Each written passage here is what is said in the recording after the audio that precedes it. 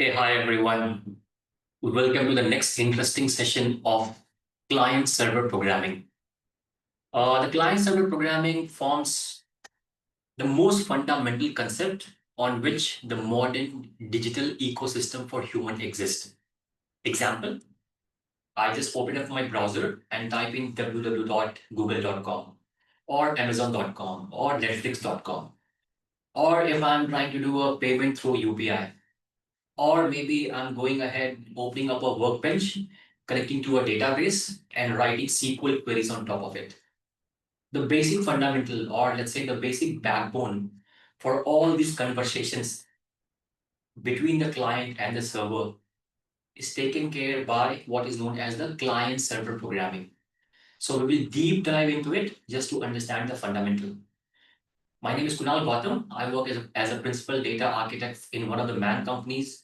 In total, have 16 plus years of experience, worked across 20 plus countries with 50 plus customers. I have my own startup and have spoken at multiple Hadoop, conferences, reInvent, Analytical Con, and Apache conferences around the globe. So let's go for a quick deep dive into this interesting topic.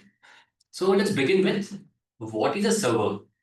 And I just want to stress on this word because uh, inherently people use the name for both the hardware and software part of it.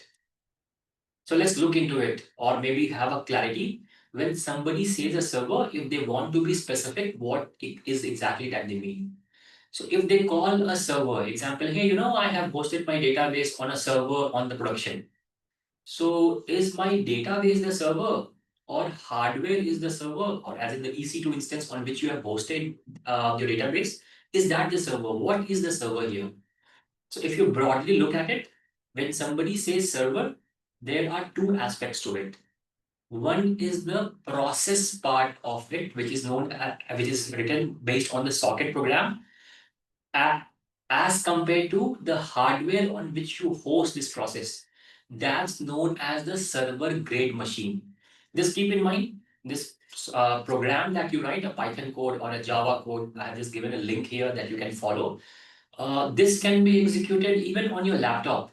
So it's not mandatory that you write a client or a server process or a program on a server grade machine. What is a server grade machine? Just like your laptop, a server grade machines are beefy machine having huge amount of hard disk, RAM, network, uh, and CPU. Example, one of the servers could be having 100 TB of hard disk, 500 gigs of RAM, 100 CPU, 10, 20 GPU, and 500 Mbps link. That's a server grade machine. Again, I want to emphasize it's not mandatory that you run a server code on a server grade machine. There is no constraint like that. It's only because in production you want to have reliability, you want to have enough resources. That's the reason you use a server grade hardware. So now let's move on to what's a server program then. So a server program is given by your OS, what we know as a socket programming. We'll delve into the idea of socket programming, but at a very high level, you have a process. Let's say you write two Python codes. One Python code is known as a server Python code. The other Python code that you write is known as the client Python code. Somehow, these two Python code can interact with each other. Given that the first Python program, the server Python program, can be hosted in Kerala, and the client Python program can be hosted in Jammu and Kashmir. And still, both of the program can exchange information between them. And again, if you tie it back to serialization, like there will be some object you will create on the client program, it will be serialized, sent to the server. Server will deserialize, interpret that, take some action, again serialize that as a byte, give it to the client, and then client will interact with it. This diagram that you see here, it shows the different stages of a client and server. So on the server side, you always have a listening port on which it is listening to. Then the moment a client connects to it, you have an accepted port, then you get the work done and you respond back to the client.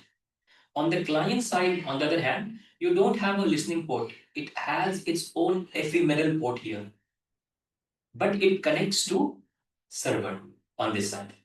We'll delve into it, but just from the mental model, just understand. Both of them, client and server, they have their unique IP addresses, their unique MAC addresses, and their unique port also. Port is an abstract concept. Port you can't feel and touch. It's an abstract concept that is given by your operating system. A quick view once again into the client and the server. So I just want to emphasize here, just keep in mind both these machines are separate. So the server EC2 instance has its own RAM, disk, network, and hard disk. The client program has its own set of CPU, RAM, disk, and network card. Take a pause. If I say that, on my phone, I have a unique identity of my phone. What is that? And in this diagram, can you spot which of these component has that unique identity? The answer is the MAC address. MAC address is part of your hardware, that is part of your network card.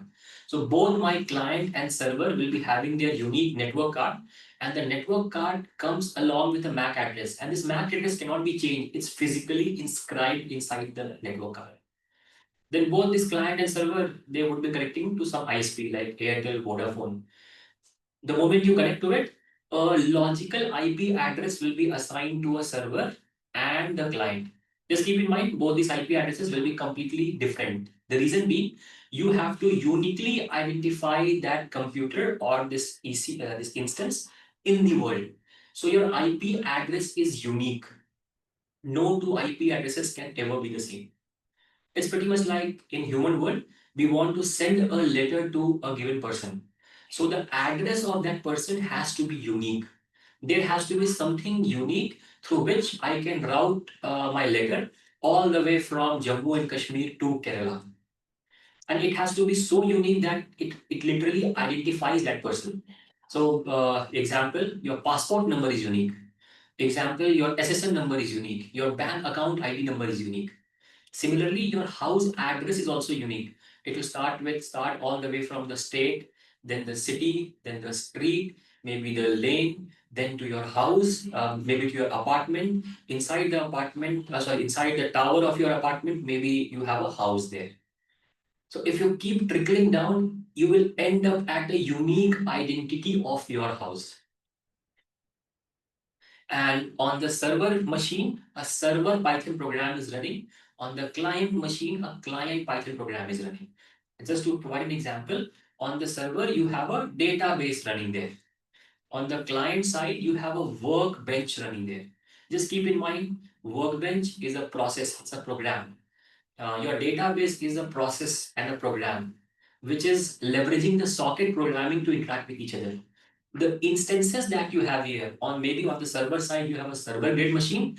On the client side, you have your laptop. So I hope that gives you a very crystal clear mental model of how things are working. And the connection that you establish between them, it's known as the socket connection. Just a quick example, once again, the different facets, or let's say the different, based on this abstract concept, where all we do use client and server programming. The simplest one is your database connecting with a workbench. UPI transactions that you do, you connect to google.com, facebook.com, amazon.com. It's all through client server. So your mobile becomes the client. In the mobile, basically, mobile is again the hardware. Just keep that in mind. On the hardware, you have a MAC address, and because your mobile has a SIM card, that's the reason it also has an IP address. Your MAC address and IP address are unique in the world. Then you open an app on your mobile, that's your client program, which has been written either in Flutter or React or whatever that is. Then you are connecting to a database, which is the server side of it. And the server program is hosted on a server grade machine. I am re-emphasizing this again and again just for you to realize the server code is like just any other Python code, like you take two arrays, multiply that, divide the array, merge the arrays. It's just socket programming, a special technique of writing this client server program. All right. So what happened was when client server, the whole idea and the socket programming came in, the computer science world tried to create a structure around that. And they came out with a concept of OSI. It simply says that if two computers have to connect, these are the different layers that they will have to implement. The layers, namely application, presentation, session, transport, network, data link, physical. Just to provide a mental model, like what this is all about, this was about standardization. Example, if in India you want to have a governance, then you have a central government, then from the central government you have the state government, from the state government you have whatever the panchayats, inside the panchayat you have sub wards, blah blah blah. So they created a structure saying that, hey, if you want to have governance for the whole country, this is the standard you will have to follow. Similarly, to connect any to computer device, a standard came in which simply said that, hey, these are the different layers you will have to implement. But here is the interesting part. Not all the layers you will be writing code for it. You will be writing the code where? Only at the application part of it. The physical part, data link part, network part, there is code. Somebody has written the code for that, but that's not you. Who is that? That's your operating system. So when you are writing the socket program at the top level, it goes to the OS. OS interacts with the network card. And OS is doing some manipulation, some magic there. If you think about the TCP connection, the handshake that's happened, it is all happening by the OS, not in your code. Your code is just invoking that particular library of your OS, which does that all on your behalf. Take a pause, think about it, that hey, this is a structure. In the structure, as a programmer and programmer, I am just working at these three layers: application, presentation, and session. I don't have to write the code for the last four layer at all because the OS has the library which is doing it for you. Another important concept or interesting thing, that hey, you mentioned that if I have to connect to Google, Google must be having its own IP address because the Google application would be hosted on some server grade machine. How do I know the IP address? The answer is you don't have to. The reason being, Google IP address is mapped to a name which is known as google.com. Because people can remember name, people will not be able to remember the IP address because IP addresses are digits. Example 172.28.44.45. It's difficult to remember this, but people can remember google.com. So there is another server on which this mapping of your URL to the IP address is maintained. And based on the service provider that you have taken, this DNS server is configured or let's say maintained by the ISPs. All right. So again, like a quick review that only the first three layers, the software layer is where you will be programming. The rest of the layer is taken care by or your OS operating system. A quick view into the socket connection. What is a socket connection? So the socket connection comprises of four attributes: the client IP, the client port, the server IP, and the server port. Just keep in mind these four attributes together is unique. If you miss even one of them, the uniqueness goes away. And if the uniqueness goes away, then I don't know where to route my packet, to where to route my data. So let's have a quick look so that you are able to appreciate what's happening here. Example, I have a Netflix server which is hosted in Kerala. The server has an IP address, a MAC address, which is unique. It also has an IP address 172.28.34.26, and it's listening on a port of 5000. So it's saying that, hey, I am available here on port IP address 172, blah, blah, blah, port number 5000.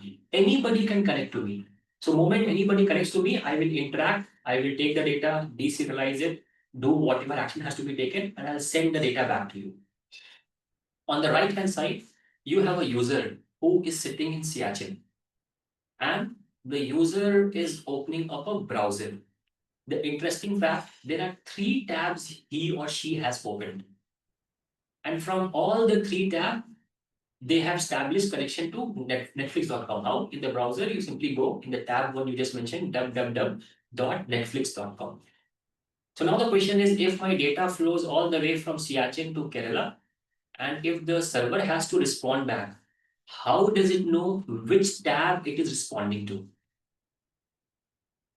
Take a moment, think about it. Because see, End of the day, on a laptop, it will always have a fixed IP address and a fixed MAC address. On the server side, you have a fixed IP address and the fixed port here. So how do I identify like the tab 1 connected to Netflix, the tab 2 also connected to Netflix, the tab 3 also connected to Netflix? How does the Netflix know that, hey, tab 1, whatever tab has asked, when I respond back the data, it will go to the user machine in Siachen. It will reach the network card because the IP address is the same. But from network card, pointing it back to the tab, how is this uniqueness maintained? And the answer is this uniqueness is maintained because when you code the client gets its own port number. This listening port is visible to the whole world. This listening port is visible only on the client machine. So this is known as ephemeral port. It's short-lived. It comes into being, client connects with the server, does it work, and then dies off.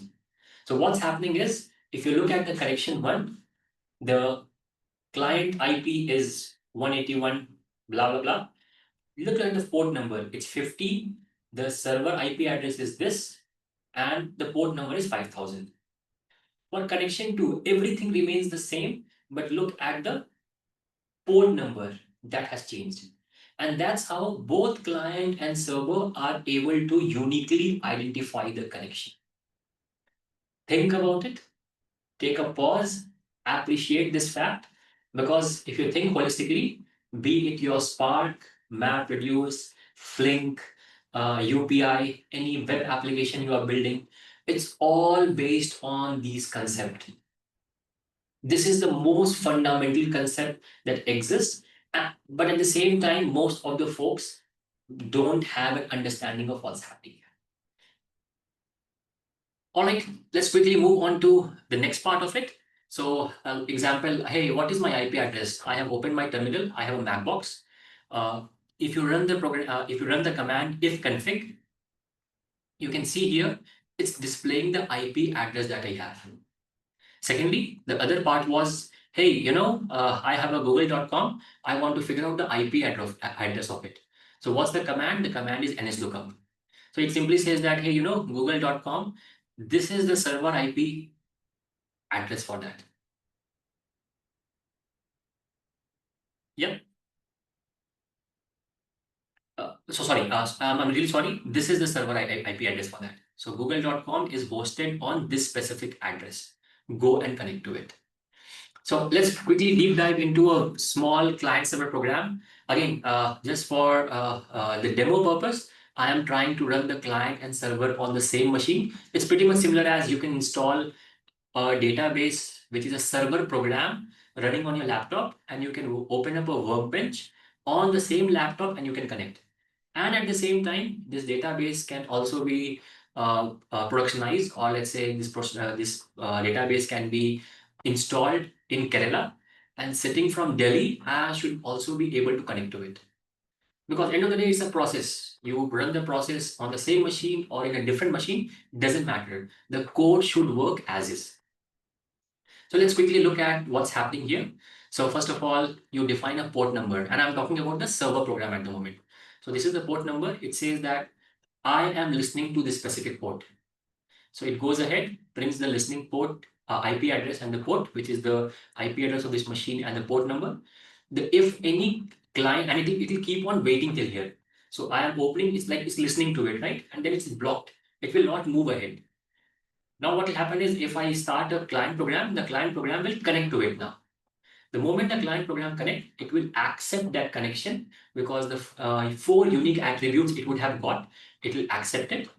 It will print the details.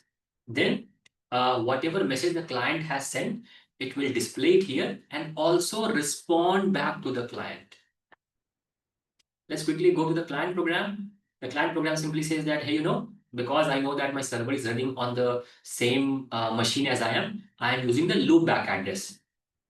Loopback address simply means that don't go take this packet, don't go outside, just go back inside the same machine. You don't have to go out on the internet. This is what loopback means. And again, loopback is local to your laptop. This is not a universal address. This simply means that don't leave my laptop while this packet should not leave the laptop when I'm executing it. The port number is 5000, which is same as that of the server port number. The client connects to it. The client says that, hey, hello server, and it gets back a response from it. Let's quickly go ahead and execute that. So now you can see here, the server has started. It is listening on this IP address, and this is the port number. And you can see here it's blocking. This is the beauty of it. So the code is already till here, and it is blocking. It's not printing anything here. It simply means it's blocked. I go to my client, and I execute my client. Now you can see, hey, I have connected to the server. The server port IP address was this, port number was this, and this is my IP address and port number. Look at this port number, ephemeral in nature. And it also got back a response from the server, hello client, message received. If I go back to my server, it has received the message from the client, hello server, and then it has also closed the connection. So now just imagine if I were to write a database from scratch. All I required was this loop I would have given in a infinite while loop.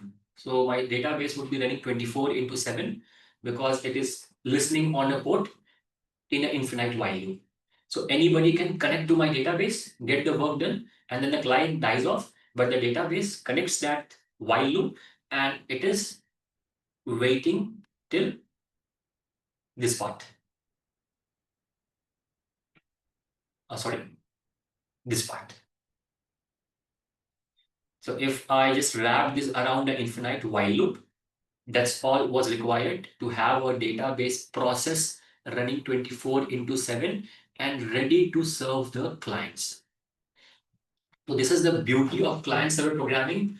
Just couple of lines of code and you are ready to write your own application, REST API, create your own database, create a application for UPI, Ola, Uber. This is the basis or fundamental for all client-server program interactions happening throughout the world.